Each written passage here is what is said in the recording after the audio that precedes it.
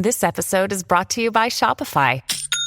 Forget the frustration of picking commerce platforms when you switch your business to Shopify, the global commerce platform that supercharges your selling wherever you sell. With Shopify, you'll harness the same intuitive features, trusted apps, and powerful analytics used by the world's leading brands. Sign up today for your $1 per month trial period at shopify.com/tech, all lowercase. That's shopify.com/tech. Hello everybody, this is Titan Fox from Hammer King, and you're listening to the Brutally Delicious podcast, the greatest place in rock in the United States.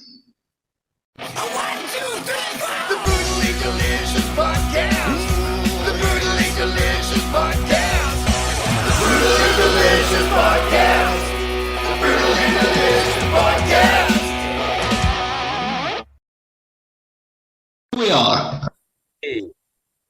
Hello. How are you? Fantastic. Absolutely fantastic. Great seeing you and great talking to you. Yeah, so where have I seen you before? What other interview have we done? I can't tell you whether it's been in 2021 or in 2022, but I remember that we spoke. Yeah, you look familiar. Are you in another band as well? Not really, no. Oh, well, I guess good memories. I remember that the name Brutally Delicious, that was there before. I could look up.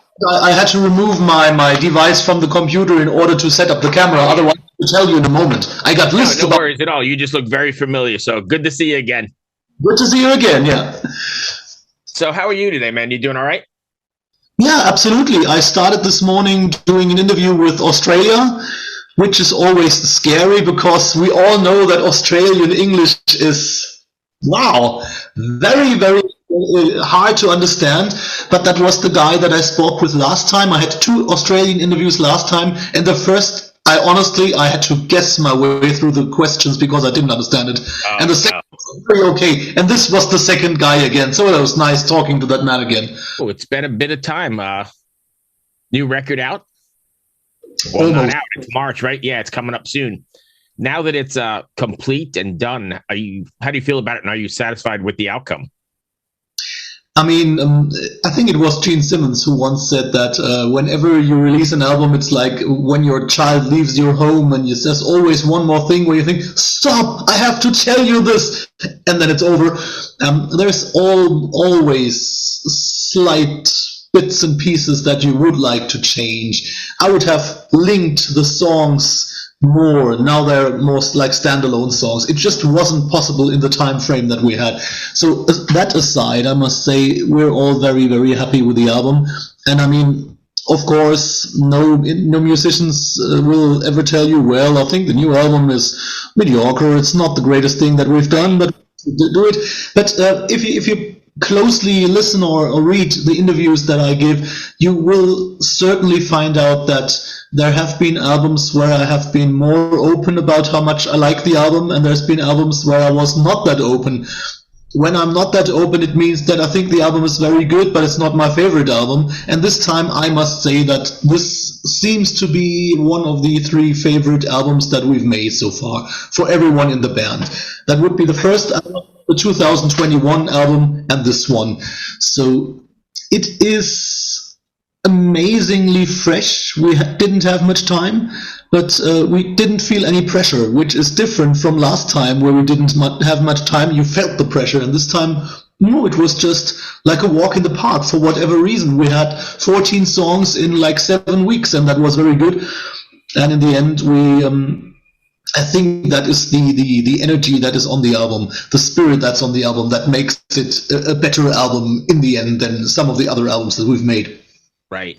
So when you approach songwriting, especially when you're heading into the studio for like a new record or a new writing session, how much effort do you put into not writing the same? Well, in your case, you've got 6. This would be 6, right? So how much effort do you put into not writing the previous 5 records again? Because you still have your own wheelhouse, right? You have to keep your fans, but you don't want to do what you did 5 times previous. And honestly, I think the answer is brutal. No effort at all. It would be fantastic to write the same album over and over again once you have an album that you truly like. And in our case, I mean, we had been in bands before this, and in the bands before Hammer King, we always thought, oh, you can't do this, we have done this before, we can't do that, someone else has done that before. And as you said, the box or the wheelhouse is relatively small in traditional metal, so I think the biggest move of liberation for us was to get over that and just say, do we like it, does it feel good, okay, that's it, over. And I mean, there is cases where people should have probably paid more attention. I always point out I'm a huge Saxon fan, and they have never made a weak album in their career.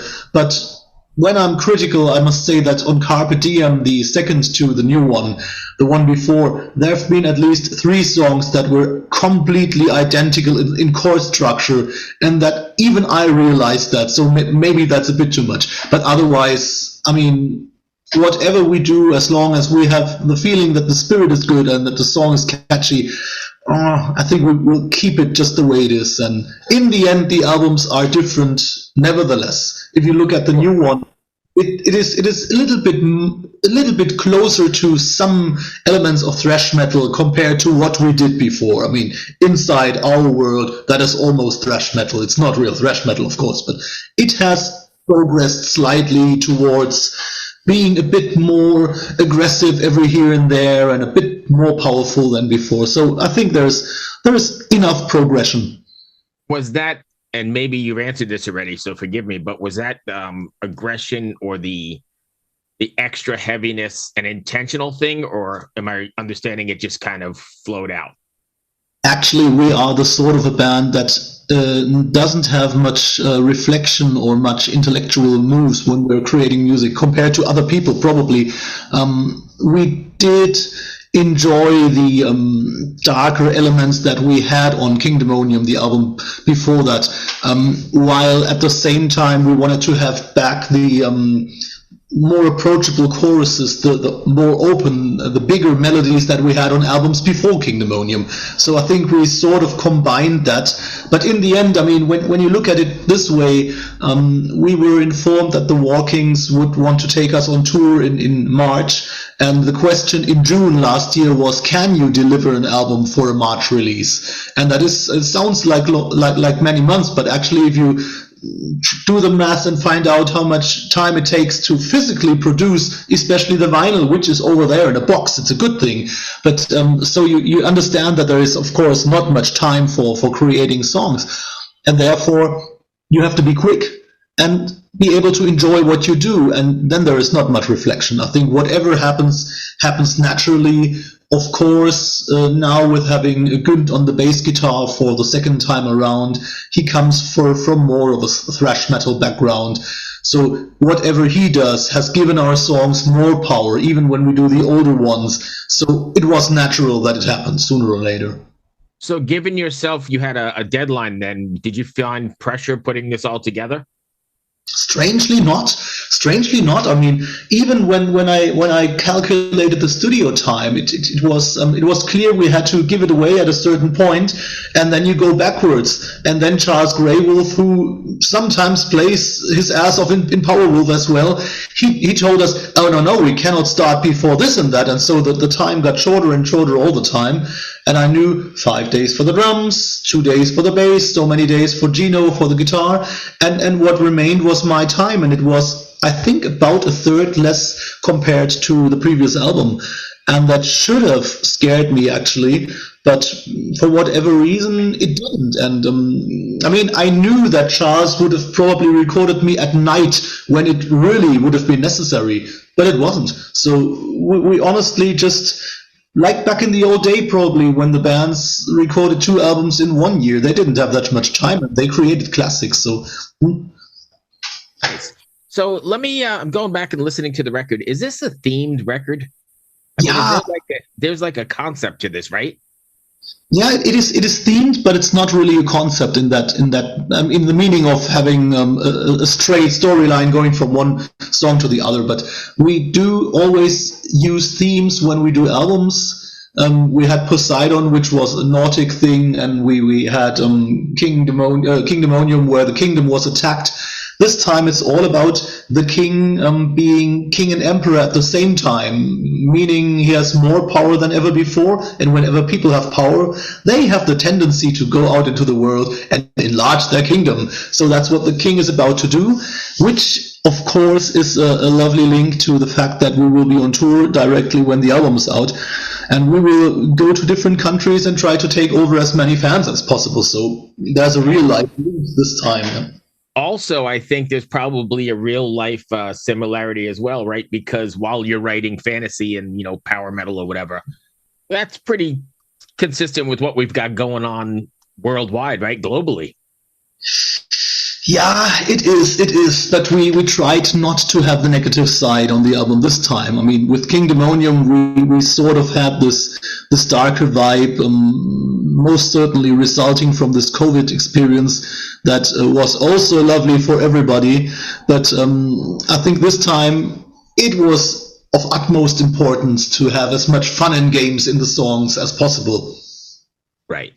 Hey, what's up? My name's Lurk, and I'm the host of Lambgoat's Van Flip podcast. Every week, I have in-depth conversations with bands from all over the scene, big and small. We also like to keep our finger on the pulse and showcase up-and-coming bands on the show as well. So come check out Lambgoat's Van Flip podcast.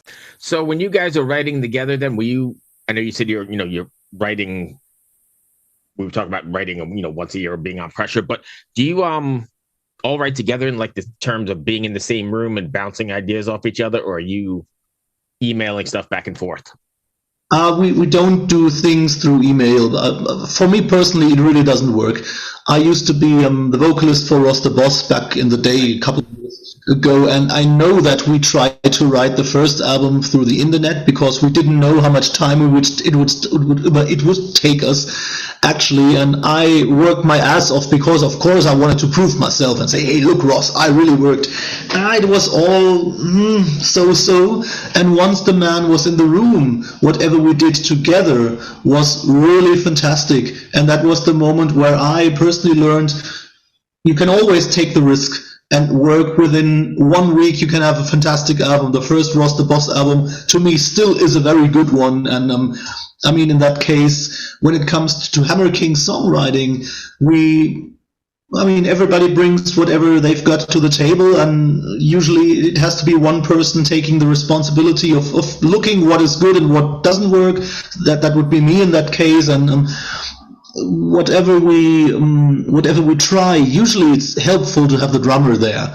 When Dolph and I in the room and I have the guitar parts and Dolph says, yeah, I think I have an idea, and we play it together, just the guitar and the drums, usually that's enough to understand if that song will work or not. And then we do small demos with only the two of us, and until the middle of the song, that's enough to say it's a song, give it a name, and just look at it the next week with fresh ears and fresh minds. And we changed from being all four in the same room towards being maybe groups of 2 or 3, rarely 4, because we were quicker when it was only 2 people, and the next day it would be someone else, and they can listen to the songs and say, that's really great, or maybe that's not that great, and you could sort it out. And for us, the best way to work is write as many things as possible and throw away whatever is not really great, and don't waste time on these ideas, because usually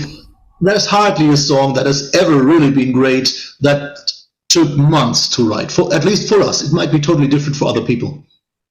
So, I mean, I listen to a lot of records every weekend, and, I do a lot of interviews, and I find that the stuff I listen to that I think or that I connect with more and that I feel is more organic is the stuff where people have done exactly what you said, right? They're in the room and they're bouncing ideas, because music, I don't think, can be so perfectly quantized.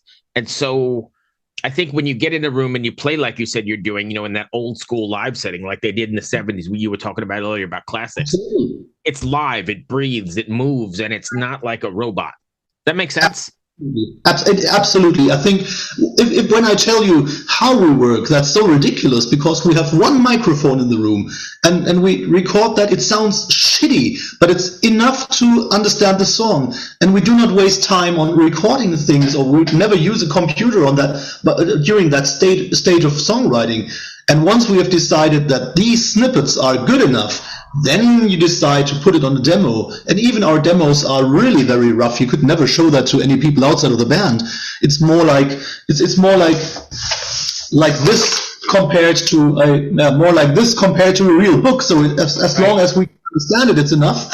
And it leaves more space for imagination. And then once the demo is done, we're fully prepared and can record it properly in the studio. So until the studio, there is no real high-end way of working.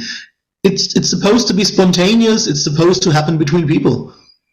Yeah, and I think you can definitely notice. And I'm not knocking anybody who does it the other way, but I think if you put them together and close your eyes, you're gonna be able to hear the difference, or at least the avid listener is gonna know the difference.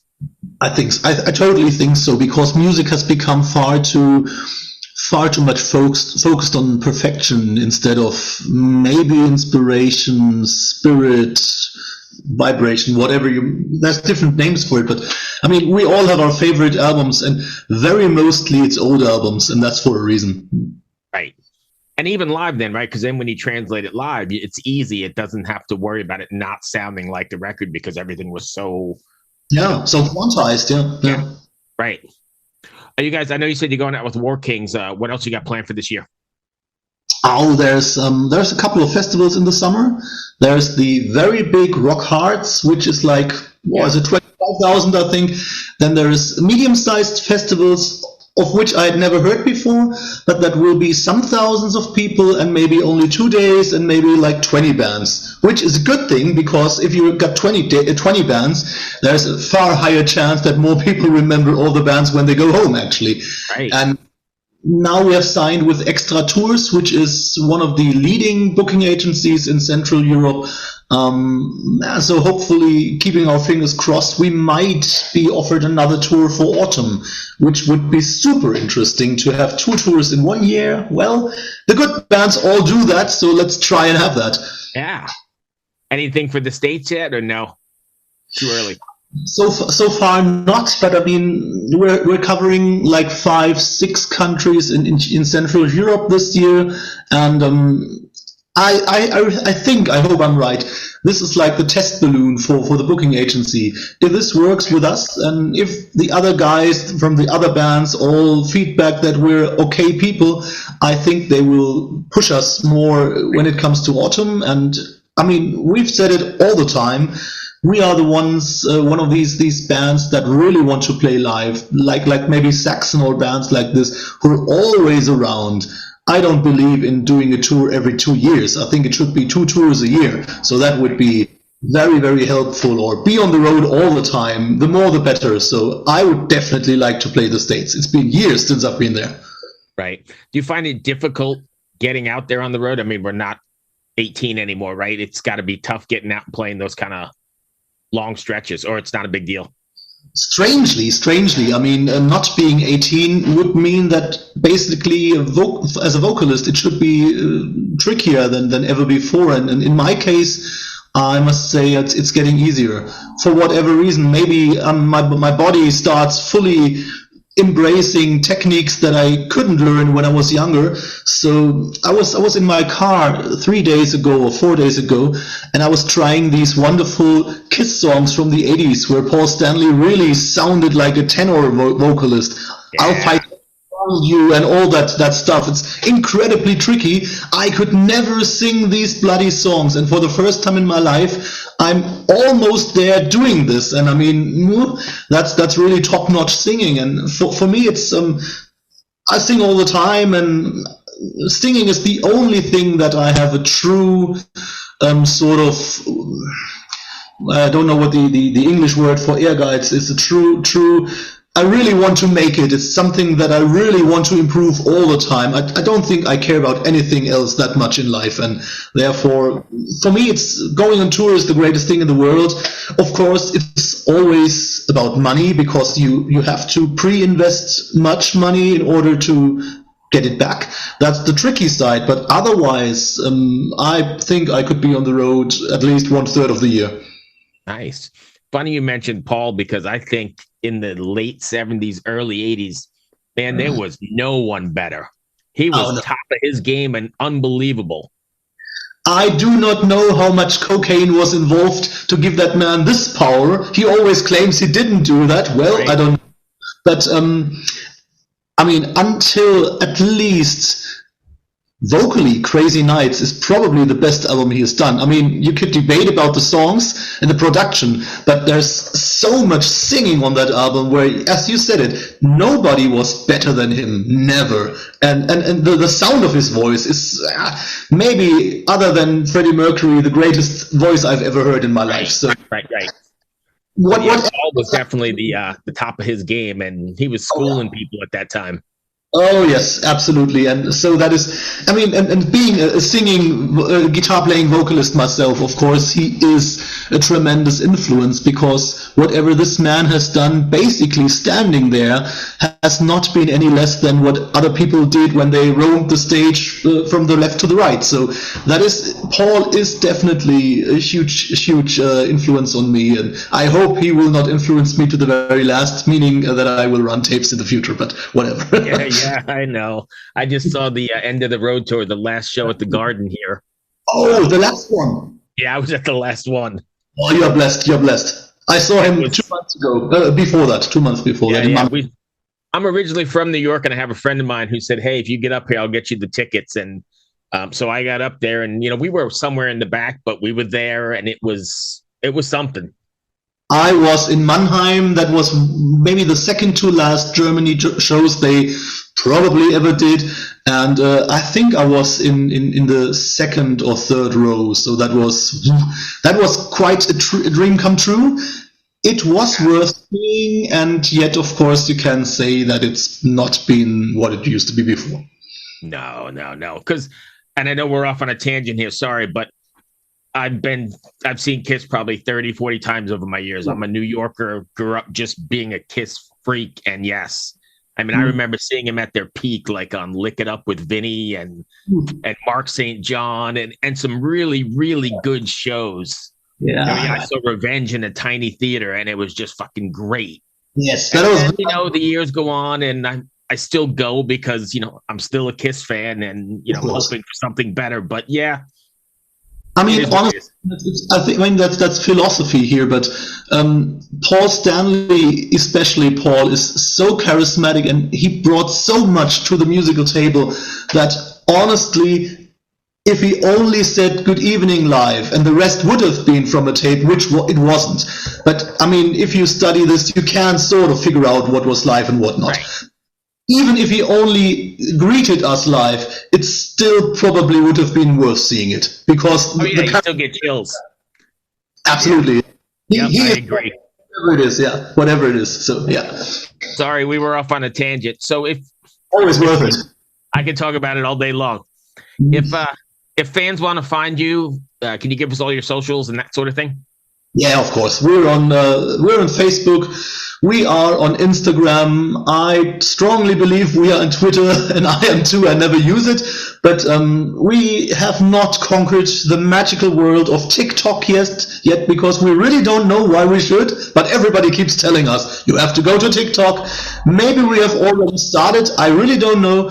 And of course, there is hammer/king.com, the official website, where you find all the links as well. But I think we're on YouTube, of course, and you'll find us everywhere.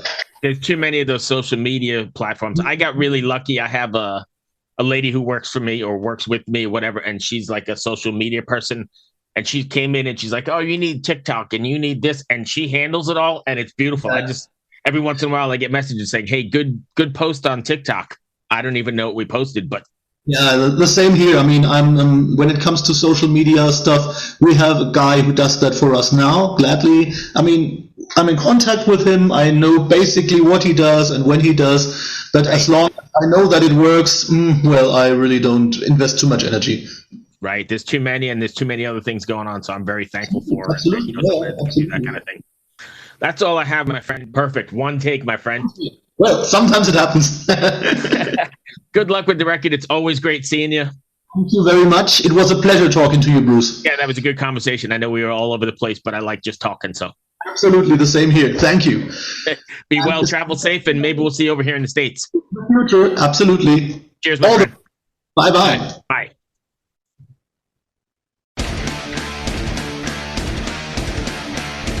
Hey there, I am Johnny Christ from Avenged Sevenfold, and I've got a podcast called Drinks with Johnny you're going to want to check out. I sit down with a bunch of different people from all different walks of life, from professional wrestlers to actors, comedians, fighters, musicians, everything in between. I'm just looking to make some friends and have a good time doing it. So if that sounds like something you're into, go check out Drinks with Johnny, streaming everywhere now.